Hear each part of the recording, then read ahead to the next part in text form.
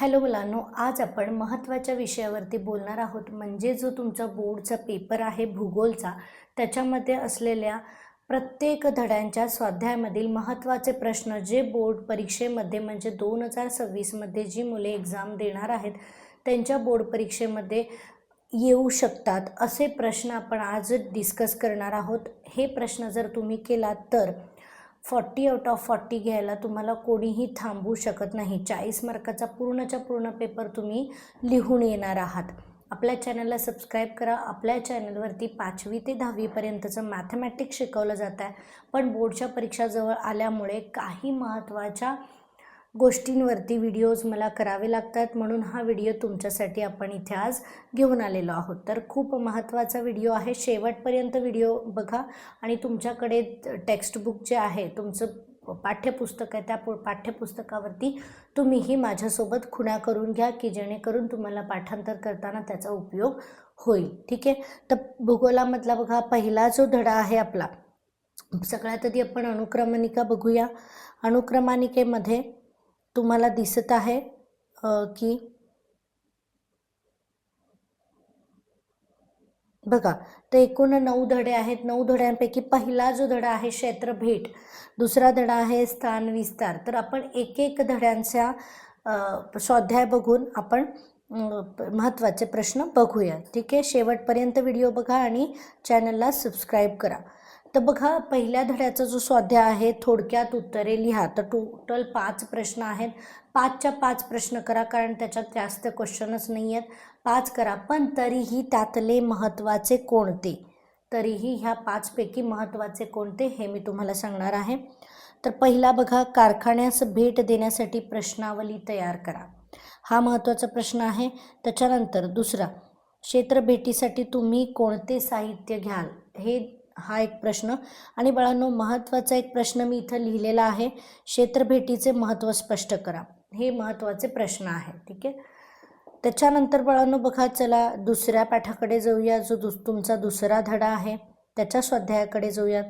दुसऱ्या धड्याचा स्वाध्याय बघा, त्याच्यात पहिला प्रश्न आहे, खालील विधाने योग्य की अयोग्य ते लिहा, अयोग्य विधाने दुरुस्त करून लिहा.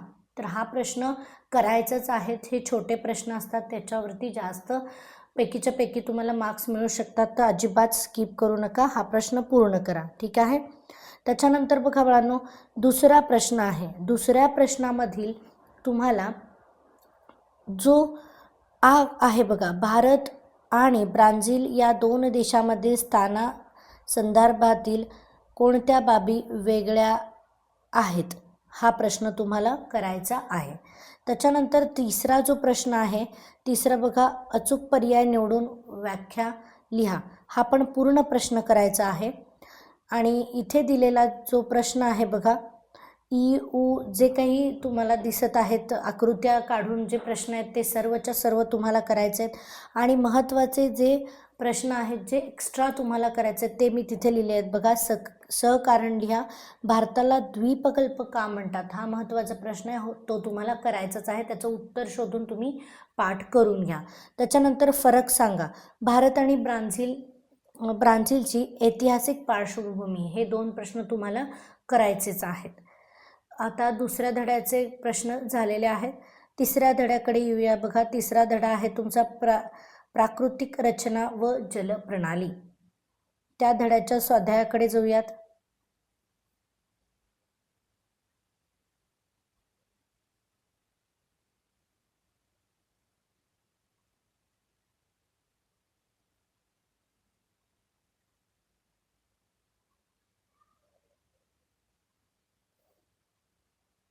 तर बघा, स्वाध्याय तुम्हाला दिसतोय स्क्रीनवरती. पहिला प्रश्न जो अचूक पर्याय निवडून व्याख्या लिहा, हा पूर्णच्या पूर्ण करायचा आहे. ओके. त्याच्यानंतर प्रश्न क्रमांक बघा 2, प्रश्न क्रमांक 2 मधला, भारताच्या मैदानी प्रदेशाची वैशिष्ट्ये कोणती, हा प्रश्न. त्याच्यानंतर भारतातील प्रमुख जलविभाजक कोणते ते उदाहरणासह स्पष्ट करा, हा प्रश्न महत्त्वाचा आहे. त्याच्यानंतर बाळांनो, टिपा लिहा. तिसरा प्रश्न आहे. त्याच्यातील म्हणजे हिमालय टिपा लिहा.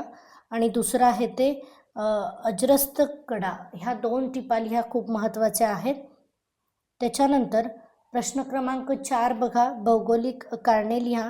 त्यातलं भारताच्या पश्चिम आणि पूर्व किनारपट्टीमध्ये विषमता आढळते, हे तुम्हाला करायचं आहे. त्याच्यानंतर दुसरा आहे बघा, भारताच्या पूर्व किनाऱ्यावर नैसर्गिक बंदरे कमी आहेत. हा एक प्रश्न तुम्हाला व्यवस्थित करायचा आहे. आणि 5वा प्रश्न आहे बाळांनो बघा, अचूक गट ओळखा. तो पूर्णच्या पूर्ण आपल्याला करायचा आहे. आणि एक्स्ट्रा काही करायचं आहे ते मी इथं लिहून ठेवलेलं आहे बघा. फरक सांगा. ॲमेझॉन नदीचे खोरे आणि गंगा नदीचे खोरे यांच्यामधील तुम्हाला फरक जो आहे तो सांगायचा आहे. आता जाऊयात आपला जो 4था धडा आहे हवामान, त्याच्याकडे जाऊयात, त्याच्या स्वाध्यायाकडे.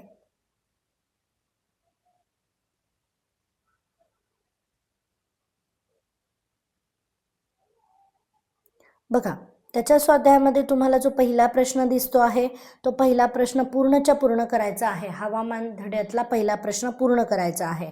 दुसरा प्रश्न आहे बघा, चुकी बरोबर ते लिहा आणि विधाने दुरुस्त करून लिहा. हाही प्रश्न पूर्णपणे करायचा आहे. त्याच्यानंतर भौगोलिक कारणे लिहा मधला बाळांनो. दुसरा बघा, ब्राझीलमधील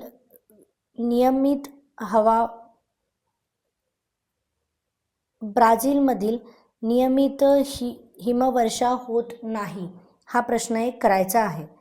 त्याच्यानंतर दुसरा आहे बघा, ईशान्य मान्सून वाऱ्यामुळेही भारतात पाऊस पडतो, हा एक प्रश्न करायचा आहे. चौथ्या प्रश्नातलं बघा, खालील प्रश्नांची उत्तरे लिहा. त्यातलं भारताच्या हवामानातील हिंदी महासागर आणि हिमालयाचे महत्त्व थोडक्यात लिहा.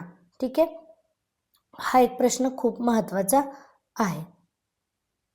त्याच्यानंतर 5व्या धड्याकडे जाऊया, नैसर्गिक वनस्पती आणि प्राणी.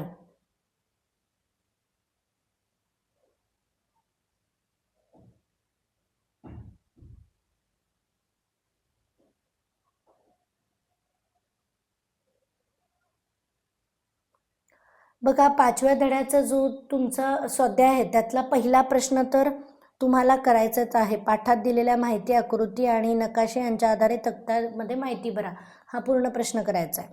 त्याच्यानंतर दुसरा प्रश्न बघा, वेगळा गट ओळखा, हा पण पूर्ण प्रश्न करायचा आहे.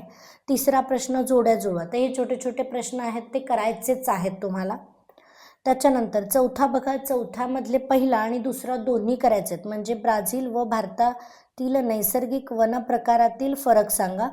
ब्राझील आणि भारतातील वन्य प्राणीजीवन आणि नैसर्गिक वनस्पती यांचा सहसंबंध स्पष्ट करा, हे दोन्ही प्रश्न करायचे आहेत. त्याच्यानंतर बघा, प्रश्न जो आहे, भारताचा सर्वाधिक भाग पानझाडी वनांनी का व्यापलेला आहे, हा एक प्रश्न तुम्हाला करायचा आहे. त्याच्यानंतर 5वा जो प्रश्न आहे, भौगोलिक कारणे लिहा. त्यातला बघा, ब्राझीलमध्ये कृमी कीटकांची संख्या जास्त आहे, हा एक प्रश्न करायचा आहे. त्याच्यानंतरचं बघा, भारतातील वन्य प्राण्यांची संख्या दिवसेंदिवस कमी होत आहे, हा एक प्रश्न करायचा आहे. आणि बाळांनो, महत्त्वाचा एक तुम्हाला प्रश्न मी इथं लिहिलेला आहे, तोही करायचा आहे. ब्राझीलमधील वनांना जगाची फुफ्से का म्हणतात, महत्त्वाचा प्रश्न आहे, तो करायचाच आहे. त्याचं उत्तर शोधा आणि लिहून ठेवा आणि पाठ करा. चला, पाठ क्रमांक तुमचा 6वा जो आहे, लोकसंख्या, त्याच्याकडे येऊयात.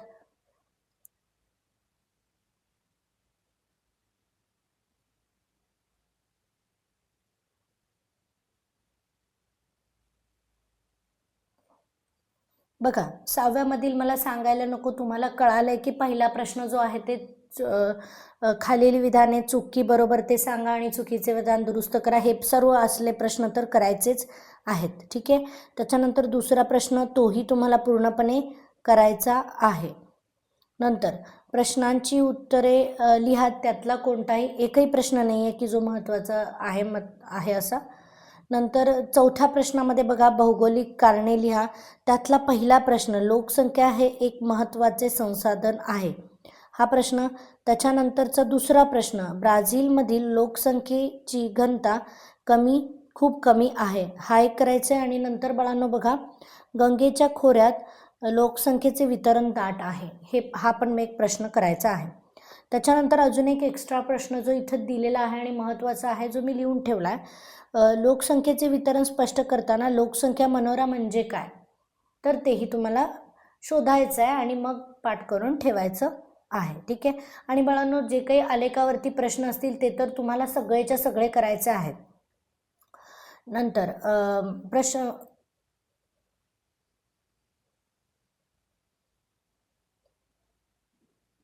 7व्या धड्याकडे जाऊया. मानवी वस्तीच्या स्वाध्यायाकडे जाऊयात. बघा आलेलो आहोत आपण स्वाध्यायावरती. पहिला प्रश्न पूर्णपणे करायचा आहे. दुसरा बघा, भौगोलिक कारणे लिहा. त्यातलं दुसरं, ब्राझीलमधील लोकसंख्येचे केंद्रीकरण पूर्व किनाऱ्यालगत आढळते, हा प्रश्न. त्याच्यानंतर भारतामध्ये नागरिकीकरण वाढत आहे, हा एक प्रश्न करायचा आहे. प्रश्न क्रमांक 3 मधला बघा, थोडक्यात उत्तरे लिहा. भारत आणि ब्राझील या देशांचे नागरीकरणाबाबत तुलनात्मक आढावा घ्या, हा प्रश्न करायचा आहे. आणि दुसरा, गंगा नदीचे खोरे आणि ॲमेझॉन नदीचे खोरे यांच्यातील मानवी वस्तीबाबतचा फरक स्पष्ट करा, हे पण करायचं आहे. आणि बाळांनो, एक महत्त्वाचा प्रश्न आहे, वस्त्यांचा प्रकार, विखुरलेली वस्ती आणि केंद्रित वस्ती यांच्यामधला फरक स्पष्ट करायचा आहे. हाही प्रश्न महत्त्वाचा आहे. चला आता 8वा जो धडा आहे, अर्थव्यवस्था आणि व्यवसाय, 8व्या धड्याकडे जाऊयात. आलेखावरचे सर्व प्रश्न तुम्हाला करायचेच आहेत, एकही प्रश्न सोडू नका, कारण आलेख दिलेला असतो आणि त्याच्यावरती तुम्हाला प्रश्न विचारलेले असतात, ते 6 मार्काला येतात. आणि आलेख काढायला येतात, म्हणजे स्तंभालेख काढायचा असतो, त्याला 6 मार्क असतात. म्हणजे आलेखावरचे टोटल 12 मार्क्स असतात, की जे सोपे प्रश्न असतात त्यातले मार्क्स तुम्हाला मिळू शकतात. ते अजिबातच स्किप करू नका. 8व्या धड्याकडे जाऊयात.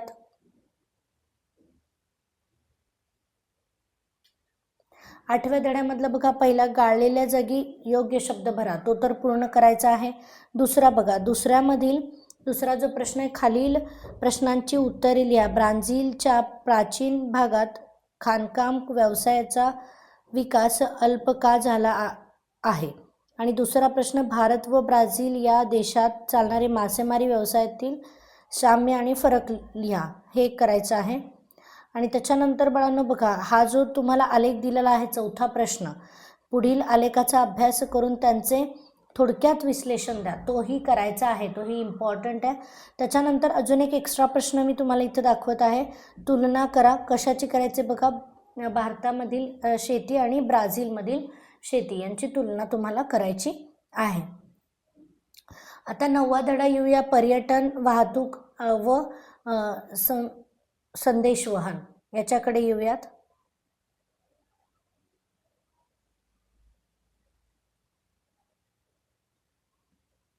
बघा, पहिला प्रश्न तर पूर्णपणे करायचा आहे, चुकी बरोबर ते सहकारण लिहा. दुसऱ्या प्रश्नामधला पहिला प्रश्न करायचा आहे, ब्राझीलमधील कोणते घटक पर्यटनाला अधिक आकर्षित होतात. त्याच्यानंतर तिसरा प्रश्न पण पूर्णपणे करायचा आहे. आणि चौथा बघा बाळांनो, चौथाही प्रश्न, योग्य जोड्या जुळवा, तोही पूर्णपणे तुम्हाला करायचा आहे. त्याच्यानंतर 5वा प्रश्न आहे तुमचा, भौगोलिक कारणे लिहा. त्यातलं बघा, ब्राझीलमधील जलमार्गाचा विकास झालेला नाही, हे करायचं आहे. नंतर देशाच्या सर्वांगीण विकासासाठी वाहतूक मार्गाचा विकास उपयुक्त ठरतो, हे करायचं आहे. त्याच्यानंतर फरक स्पष्ट करामधले तिन्हीही करायचे आहेत, म्हणजे ॲमेझॉन आणि गंगा नदीतील जलवाहतूक, त्याच्यानंतर ब्राझीलमधील संदेशवहन आणि भारतामधील संदेशवहन, हाही महत्त्वाचा प्रश्न आहे. भारतातील प्रमाण वेळ आणि ब्राझीलमधील प्रमाण वेळ, हा पण फरक तुम्हाला करायचा आहे.